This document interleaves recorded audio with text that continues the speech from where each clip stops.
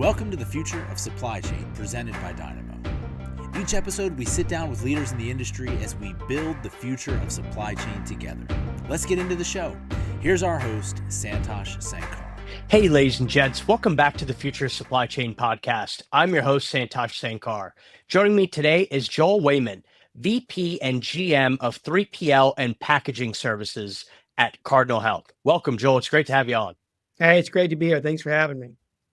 So Cardinal Health is likely a household name for our listeners, but it'd be great if you could just provide the quick 90-second overview of the business for our listeners. Yeah, you bet. So Cardinal Health is a global healthcare services and products company, right? So there's a lot of things that Cardinal does. So it's hard to wrap it up in a short amount of time, but essentially think about it as it's a company, healthcare company that works with the pharmaceutical and medical device manufacturers to help get their products from, the clinical trials and development through down to the patient for use. And what's the Joel Wayment story? How did you get into the wonderful world of 3PL solutions for the pharma industry? Yeah, great question. I'll be honest, I kind of fell into it. I was fortunate that I had some really good contacts that 20 years ago referred me to Cardinal Health and said, hey, this is where you need to come. You're going to want to spend time at Cardinal Health. And so I looked into Cardinal Health and a great opportunity popped up. And so I applied and they were either not intelligent enough to accept me or whatnot, but they grabbed me and said, hey, you know what, you should come here. And so that started my journey with Cardinal Health. And I've been with 20 years with Cardinal Health on the 3PL side.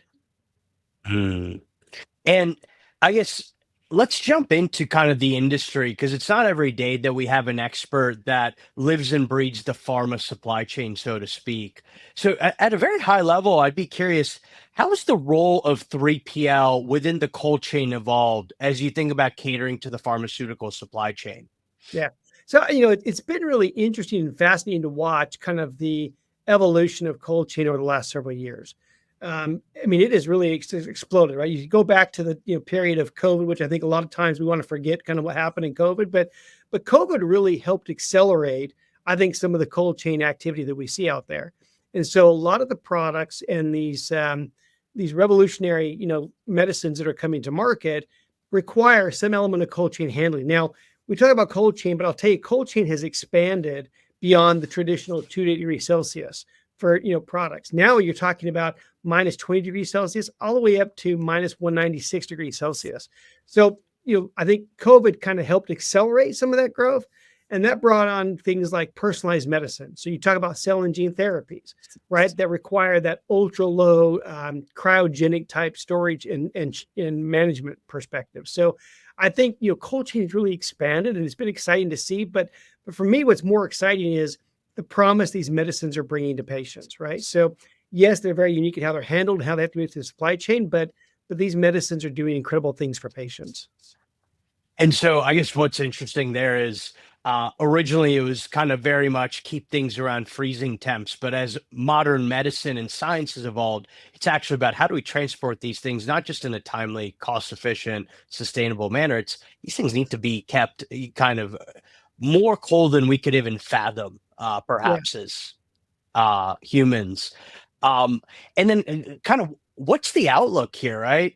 There have certainly been there has been an accelerated pace around science and more modern therapies, as you mentioned. But if you're to look ahead, to the next 5-10 years, what needs to happen? How is the cold chain servicing this industry evolving, looking ahead? Yeah, I think a big part of the focus, right, at least on the supply chain side, is how do we help move these medicines that are very unique and have the promise of a lot of great benefits for patients to get through the supply chain? How do we move them from point A to point B and make sure they maintain the stability and the efficacy that needs to happen? And so a lot of work has gone on in the industry around the different type of packaging solutions and shipper solutions that are needed to help these products move throughout the supply chain. So I think about, now we're kind of getting into the space of reusable shippers, right? Historically, cold chain, you saw one-time use shippers. It was you put it in a cooler, you ship it, the receiving party gets that, they're going to take it and they're going to throw that away, right? That becomes waste in the supply chain. And so now there's a lot of focus by a lot of companies, Cardinal Health included, around how we become more sustainable and more friendly in the environment. How are we making sure that we're using solutions that don't just are great for patients, which is a core focus, but what's also great for our community and the environments that we live in. So we see, advancements with shippers that are reusable, can be used multiple times, or reduces a lot of waste in the supply chain today. But the other thing that's really exciting to see is that with these types of products, if you can imagine again, if you've got a product that you've got to ship, store and ship out at -40 or -80, even -186, you want greater transparency and visibility to that shipment through the supply chain. You want to know the entire time that it's in transit, what's going on with it. Is it maintaining the temperature that it's required? Did it get stuck somewhere in the supply chain? And how do I react to that when it doesn't? So I think there's also been incredible advancements around improving the visibility and the transparency of products that are shipping through the supply chain now. Amazing. So, getting a bit tactical, so kind of all these pieces can come together for our listeners. I'd love to kind of take the example of a GLP-1. It has a temperature sensitivity to it, if I've understood correctly. Could you share the journey of taking such a product through the cold chain and ultimately either to our homes or, the offices of our medical professionals? What Yeah, does you that look bet. So, like? I mean, it is a very complex journey for these products, right? So if you think about starting the very beginning, right, which is really kind of the research and development phase, and then these products are going through clinical trials, and then as they come through clinical trials and receive, approval from the administration or from like FDA and whatnot, then they get to commercialization. A lot of times, these products are going from manufacturer to whether it's a 3PL like ourselves, or they may be going directly to pharmaceutical wholesalers or especially distributors that are getting it. And then once they get it, then the product moves to that next spot in the supply chain. That could be going to a hospital, could be going to a pharmacy, could be going to anywhere that dispenses that product. And what we're seeing today in our environment is that there is a continued desire to get closer to the patient. How do we meet the patient where they are, right? Because in some aspects, for some of these products, they've got to be administered in specialized, highly trained locations. Well, not every patient can get to those. It's not easy to get to those. And Yeah. so how do we do a better job of trying to get to the patient and meeting them where they are at? And so there's a lot of focus on helping that product make its journey all the way to the patient's home. Now, when you think about refrigeration, that adds some complexity, right? So now it's okay, it gets to the patient. Does the patient have the means and the ability to store the product at the temperatures needed until they're able to use it? And when you talk about the -20s and below, that's a little bit more challenging to do. And so you continue to look at ways of how do we create solutions that enable the movement of that product through the supply chain to help support that patient in need. Mm. And are there non-obvious expectations that you're seeing from whether it's the biotech or the pharma industry? And in my mind, they're very similar, if not these days, the same thing. That might be incorrect, not being a professional in the space. Yeah. But how does that influence kind of innovation, technology, how you're thinking about your broader 3PL competency? Yeah, I mean, beyond just focusing on how do we make sure we're storing these products at the right temperatures, right? And that's driving its own innovation because you look at different solutions that can hold these products at those low temperatures. But now back to what I said earlier, it's how do we improve the transparency and visibility through the supply chain? How do we Mhm. improve the type of materials that we're using that are more eco-friendly in our environment? And so it's driving a lot of innovation around the movement of these products, right? So these aren't products that you're necessarily just turning over to a common carrier, but you're giving to like a courier type service. And so it's how do we create the right solutions that make sense for those environments? And so it's exciting to watch the innovation that comes. And I mean, we interact with a lot of companies that are focused on different types of technologies and abilities to record, the activity of that product during its entire time in transit, which is exciting to see. So now I can actually monitor and see, hey, a product's left my facility. Is it's going through the supply chain? Is it tipped at a 45-degree angle for too long?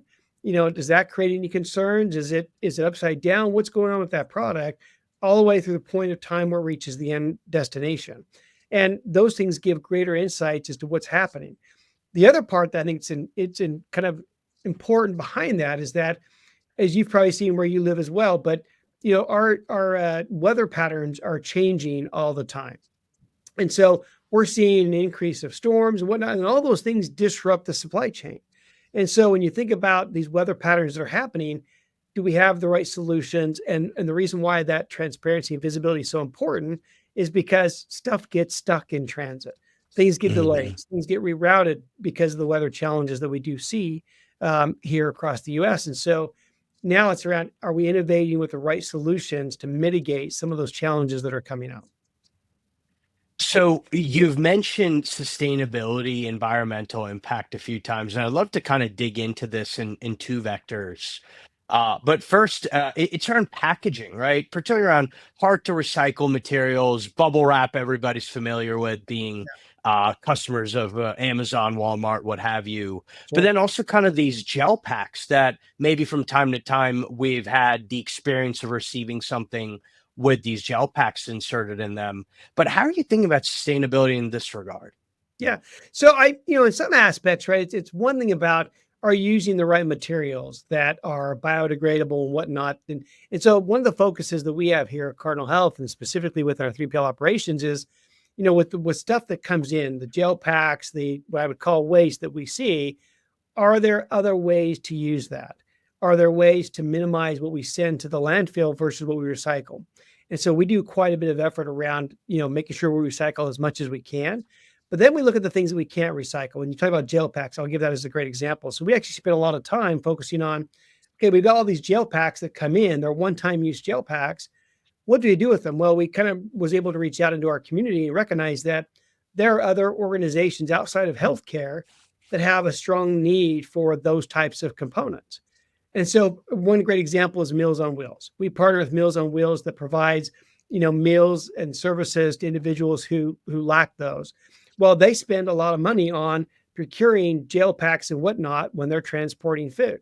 Well, if we can partner with them and donate these items to them, they can take those funds and actually create more meals for people that need it. So it helped us because it eliminated us sending things to the landfill.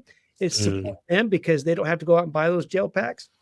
And then the other thing I think was kind of neat was that our team really worked with local high schools and discovered, hey, if you've got a child that plays in a sport such as football, well, after a rough practice, they utilize gel packs to help with the bumps and bruises. And so we were able to work with them to donate some of these gel packs as well. And so the great thing for me is that our employees see that we're doing good in the community that we're in, but we're also reducing what's going to the landfill, right? We're minimizing the impact there. And so, we continue to focus on, hey, if I can't recycle it, how do I better use it or reuse it? Or are there other things I can do with it that make sense?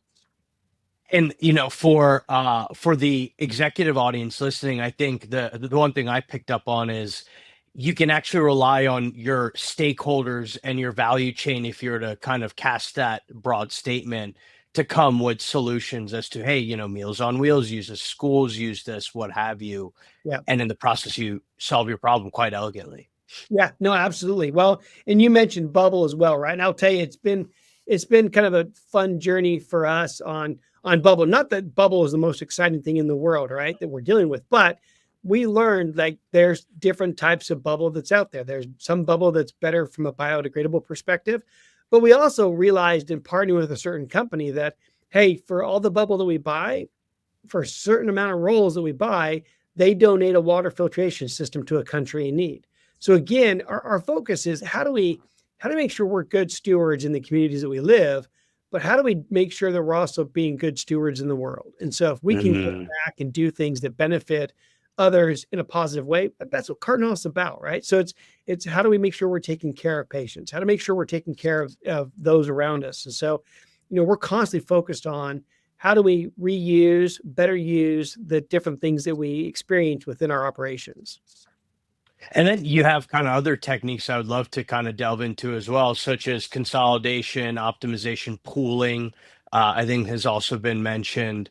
Talk to us a bit about that because that is very clearly addressing the operational need, but also doing right by all the stakeholders around one's value chain in the Yeah. process as well.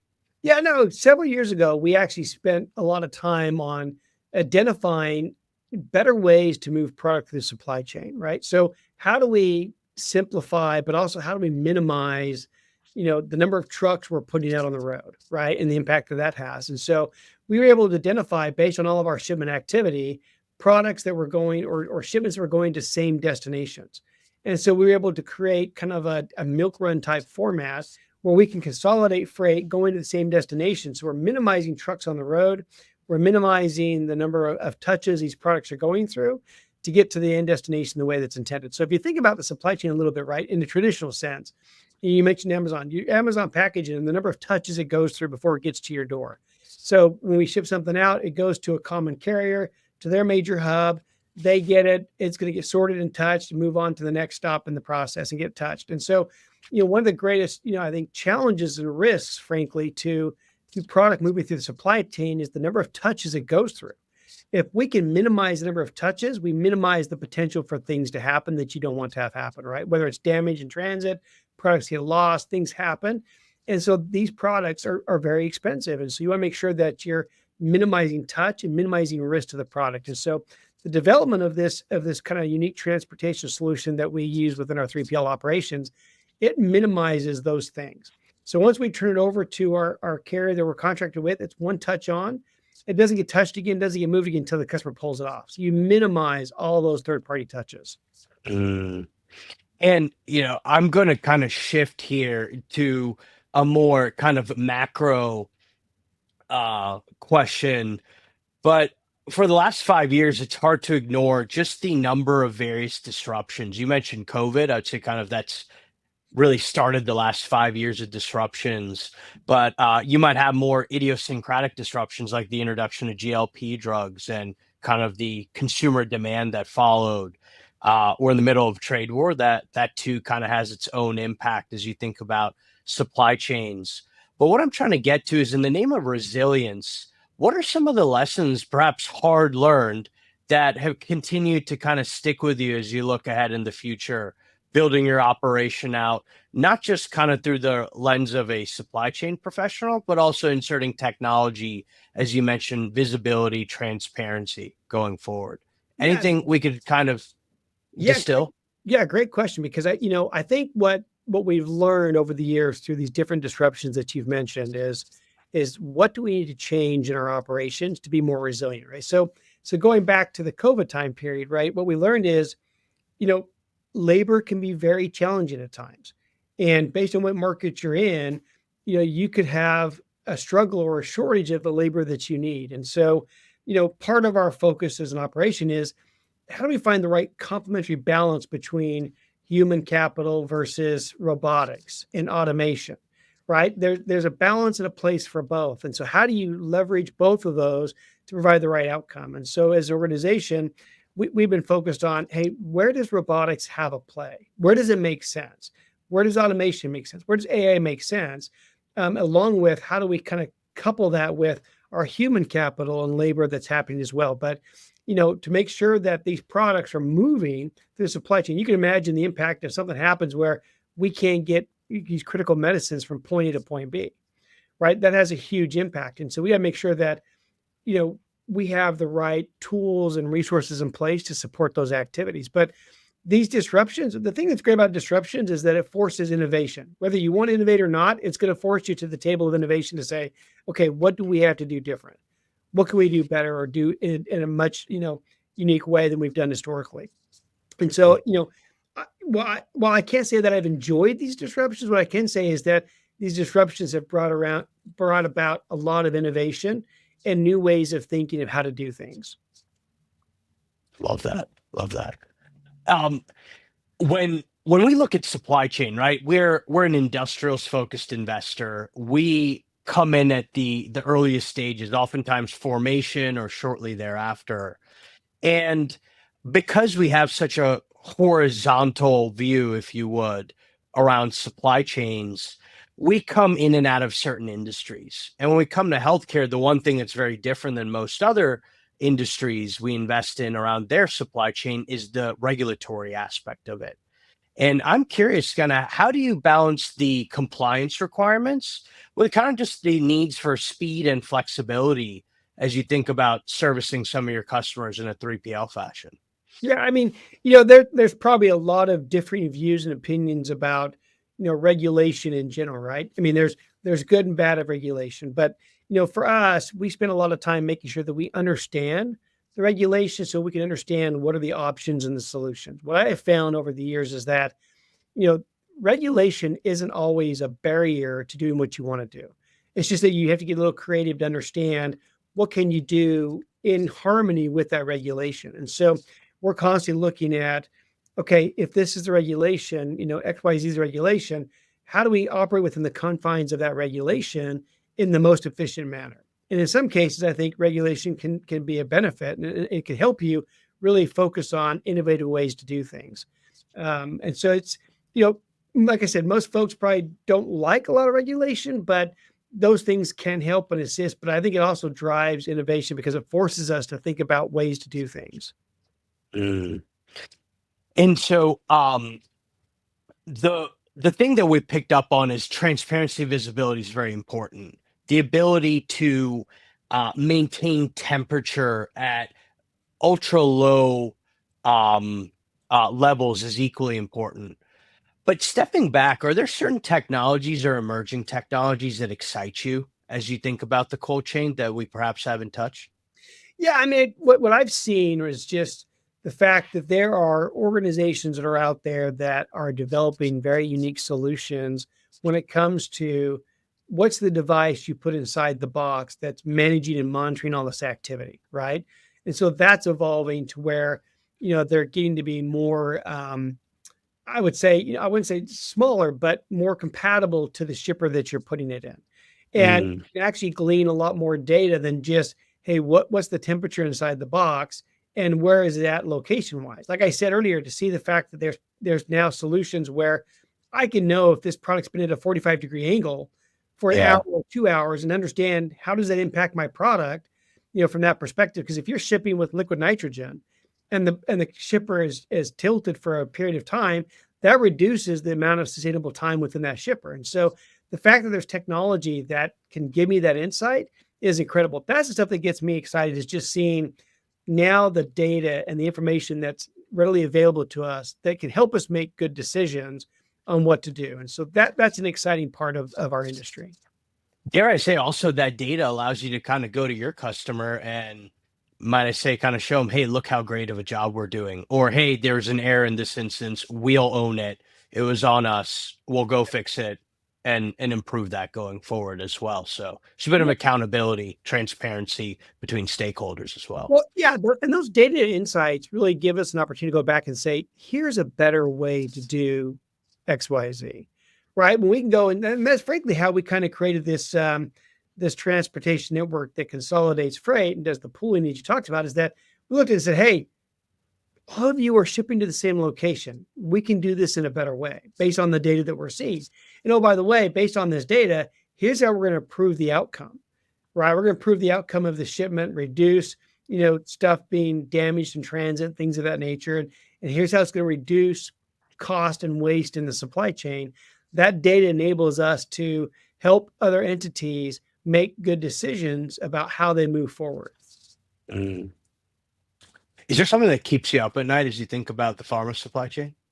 Well, I don't know if there's just one thing that keeps me up at night, right? But I will tell you, it's not so much the continued evolution and advancements that healthcare is making, right? That's exciting to see the continued changes, and it's moving faster. But I'll tell you, it's more about, like I mentioned earlier, it's the weather patterns. It's understanding where the different supply chain logistics are occurring and understanding what the labor market's going to be and what's happening with AI and robotics. Those things are things that are constant questions for me of understanding, okay, how do we make the most sense out of these things that are going on? How to make sure that these things are a benefit to our organization and the products that we're responsible for moving through the supply chain. And so, I sleep well, but those are things that are constantly on my mind, is around just what's going on. I mean, when I continue to get weather reports and updates, it's like, well, is our hub always located where there's always a storm that's occurring?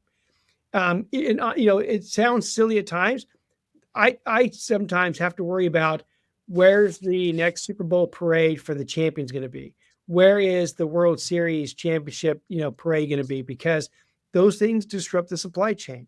I pay attention to when Mardi Gras is happening because it makes it difficult for carriers to get into certain locations during those periods of time. And If I've got a cold chain shipment in a box and that box is good for 72 hours and I ship it out, but it's getting held up because of a parade or an activity that's going on in that area, that's problematic. And that could, cause the product to spoil and not be good. And so we have to constantly be watching what's going on across the areas and the communities that we're shipping to make sure that there's no disruptions to product moving through the supply chain. So we almost went a whole episode without uttering the words AI. And since they were uttered, I do have to ask, how do you see, kind of looking forward, AI shaping the cold chain environment, or even kind of the 3PL environment, if we're to take a step back, even from kind of the immediacy of the cold chain? Yeah, no, I think AI is exciting. I mean, I think there's still a lot to learn, and it's still kind of in its infancy from my perspective. But I think the promise for me with AI is the insights and the ability to move quicker, right? The fact that I can get data, take a bunch of data, and synthesize that data very quickly to understand what it's telling me. That's what's exciting, because I think a lot of times you can get stuck with the what they refer to as the paralysis by analysis, right? Where you spend Yeah, so much time in the data trying to understand it, whereas AI can do that very quickly and give you insights. It is, again, a lot to still learn and a lot of growth to still happen with AI, but I think AI can give us insights that we otherwise might not see or take a long time to see. And then those insights then drive decisions and changes. I love that. No, certainly from the examples you provided, like if you could kind of show up every morning and have an AI kind of synthesize, these are the things that matter, Joel, today or for the next week, and you can then decision off of them. That certainly seems very powerful. Well, I think about the fact that if you have AI look at all of your shipments and how long it took to deliver to certain locations, you can begin to look at and say, okay, these different zones within the areas that you're shipping to have these kind of challenges or delays. Now you can think about, what do I do to mitigate those shipments going to those zones? And so Hmm. AI gives you that kind of insight at a very more rapid pace, other than someone trying to take all that data and cut through that and slice and dice it to come to the same conclusion. Agree. And kind of the thing we're thinking now is like, with all of that data and all of that reinforcement as to, yeah, this matters, this doesn't, this matters, this doesn't. AI is also kind of at the doorstep of saying, hey, I can action some of these things with your consent. And it just takes a lot of friction out of the process as a Absolutely. result. You can begin to write those rules that say, if this, then that, right? So that it's taking action proactively versus trying to react to something. Totally. With that, I'm going to bring us home here, Joel. I do something called this or that as just a fun way to wrap up an episode. And what I'm going to do is I'm going to give you three pairs of choices. Okay. You'll pick one and explain in 10 seconds why you chose that. You Okay. ready? Sounds good. First up, speed or human touch? Ooh. I would say speed. All right. Why? Well, for me, just because in everything that I do, it's about how do we move faster, right? How do we get, whether it's products or services, to its end user more quickly. So it's about speed, and not to go too far off on a tangent here, but part of one of the things that our packaging solutions group does and our 3PL does is that we've developed a unique solution called Patient to PDUFA in 7 days. We've taken the combined synergies of those organizations to make it so once product gets approved, we can get to the patient for use within 7 days of approval, which is remarkable. So for me, it's about speed. Next up, reduce or reuse? I'd probably say reuse, because a lot of our focus has been on, with the various materials that we're operating with, how do we reuse those in a more efficient manner that reduces waste? So I guess it's kind of both reuse and reduce for me, but yeah. That's right. And last up, baseball or golf, given we're in the summer season now? That's a tough one, because I grew up playing competitive golf. So I love golf, but my boys grew up playing baseball. So now I love baseball. So I probably watch more baseball than I do play golf. So I'm gonna go with baseball. I'm with you there. I'm with you there.